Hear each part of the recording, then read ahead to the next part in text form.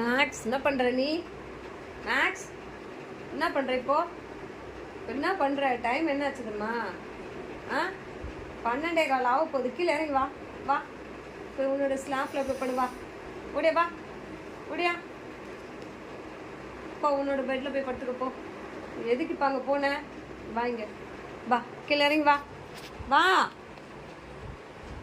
ஓடியா வா ஓடியா வா.